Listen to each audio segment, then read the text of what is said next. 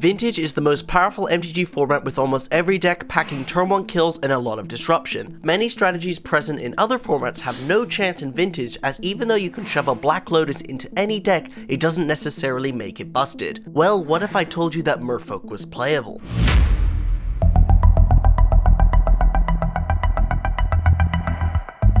This list on screen came 4th place in the Vintage Challenge. It relies heavily on Hullbreacher, as not only is it a Merfolk, but it disrupts all the cantrips in the format, as every strategy uses additional card draw to help their strategy. Vidalian Hexcatcher is a great addition, as being able to counter non-creatures and being a threat at the same time is something unseen in the format, pairing nicely with Tideshaper to kill sagas, value lands, and also mana screw. As you're a mono blue, you have access to all the good blue cards while also having a consistent mana base to play Wasteland, and overall, on paper, this deck looks amazing, which is why we're going to try it out in this video.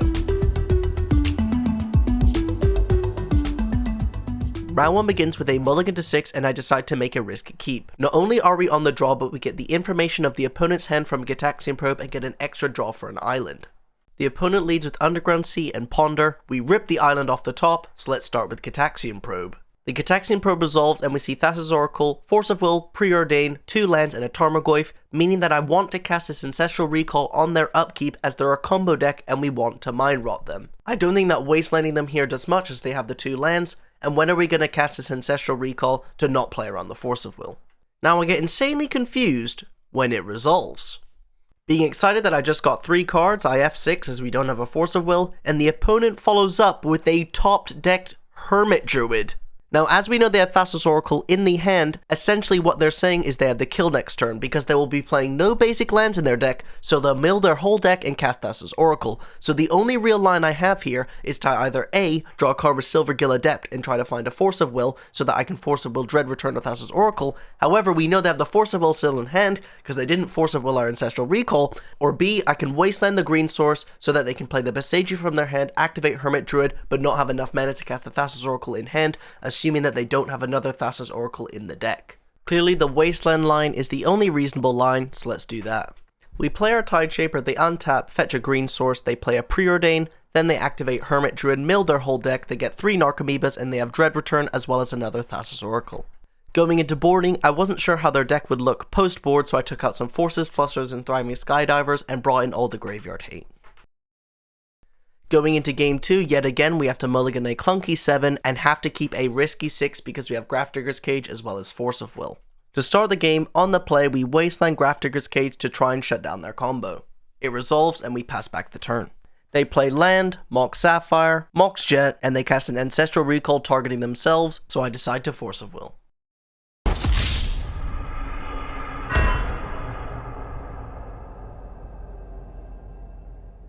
Vintage is Vintage, they have the Ancestral Recall along with their Moxes with counterspell backup, not much we could have done. This happens a lot in the format as there's a lot of variance with nut draws when you have loads of decks with 1-ofs that are very busted. The Leovold plus Oko ends up making me scoop the game, but I don't think we should write off this deck from one match just because you have these losses a lot in Vintage. Going into the next round, we're on the play and we've got the nuts. Turn 1 Hullbreacher with Force of Will and we get information with Gitaxian Probe. There's not really much more you could ask for.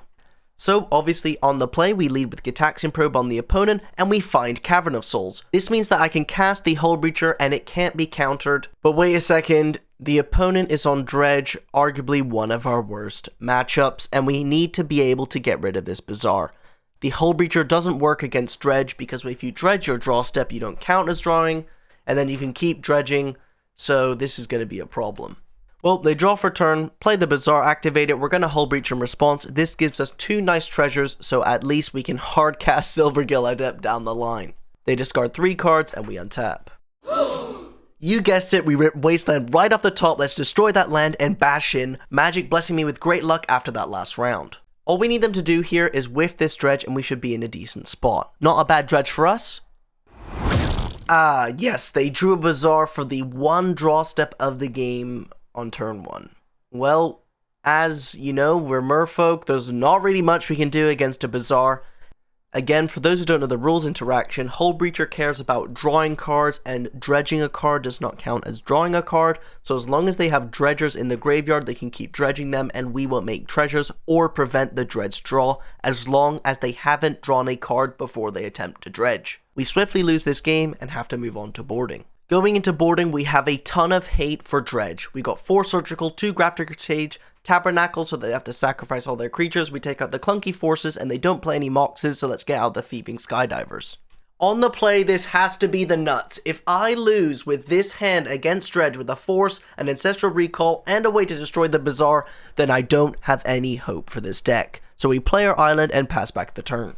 The opponent has the Bazaar, they activate it, discard 3 dredgers, play a hollow one.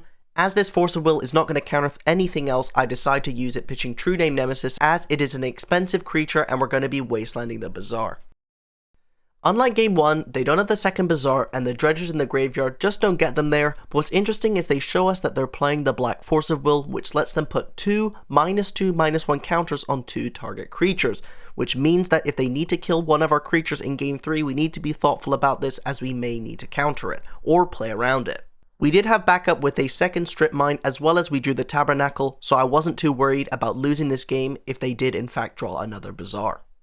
Going into game 3, I took out the 4th Force of Will and brought in the Pithing Needle, because you can Pithing Needle Bazaar of Baghdad so they can't draw any cards, and we have a great opener with double Wasteland and Grafdigger's Cage to completely slow down their Bazaars.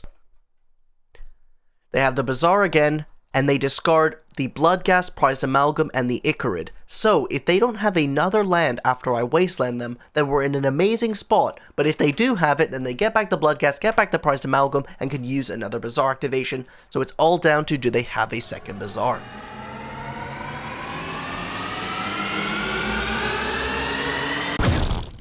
They had the second Bazaar. You could argue that I should have gone for Grafdigger's Cage, but my logic behind this play was that they showed me Force of Negation in the first game, and I didn't want them to have the ability to Force of Negation my play, and it's more likely that they don't have the second Bazaar and have the first Force of Negation, just because of numbers in the deck. Anyways, despite this, they did have Mental Misstep for my Grafdigger's Cage, they also had the Wasteland for my Cavern of Souls, they mana screwed me, put a load of power on the table, and then they had a third Bazaar. So I think they just had the nut draw this game, not really too sure, but I feel like we got very unlucky for these first 2 rounds.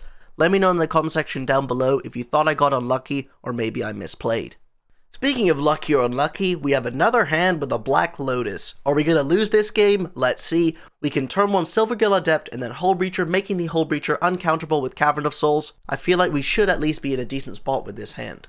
The best part about this, we get the Hull Breacher down, and they turn 1 Gitaxian Probe me, giving me a treasure. They fetch a basic island, play a Mana Vault. The Magic Gods really want me to win at least one match. We top deck a Strip Mine, let's get rid of their island and hit in. I'm not too concerned about this Tideshaper not having an island on the other side of the table, because any deck playing basic island will have multiple blue duels in the deck, so the Tideshaper should be a 2/2 on its own. The opponent scares me by casting a Time Vault and a Time Walk, so if they find a Manifold Key they can win the game, but they play an Urza's Saga and we have a Wasteland, so let's bash in, Wasteland the Urza's Saga, and then hope that they can't kill me next turn with Manifold Key, as they will need to top deck it.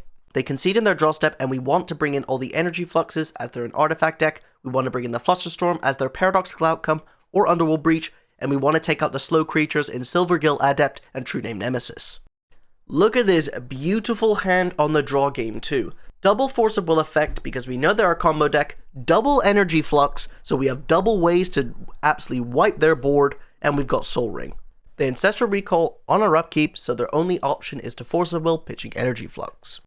Being the lucky British bastard that I am, I ripped Black Lotus off the top of the deck for the 60th time in this video, like a beast. They lead the turn with Urza's Saga, and pass it back. I'm not going to play Energy Flux just yet because I want to put it on the table when there's at least a few artifacts to destroy.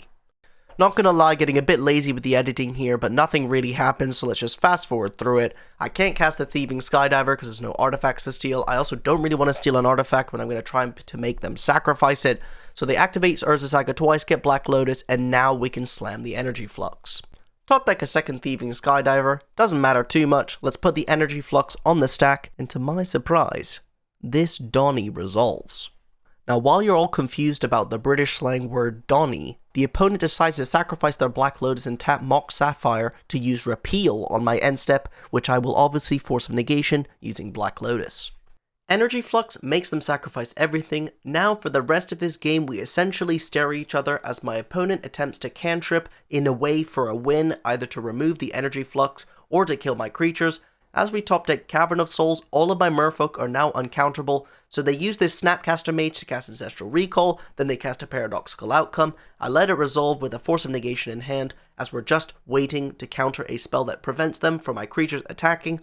They do end up finding a Swords to Plowshares, but because of a well-timed top deck Flusterstorm, it helps us win the game. But don't forget, if we didn't top deck Flusterstorm and we top deck a castable Merfolk to attack with, we also would have won. Now, I want to highlight what do I think about this deck. I actually think it's good against non-combo decks. Against all of the blue decks, I had so many counterspells, they really couldn't do much against me. However, against combo, you're always behind, your counterspells are clunky, your Merfolk are very, very clunky, so I think that you want this deck in a metagame full of blue decks and not full of combo decks. As always, if you did enjoy this video and you want to see more like it, then don't forget to like and subscribe and check out this video because YouTube thinks you'll like it. Expect more regular uploads from me from now on.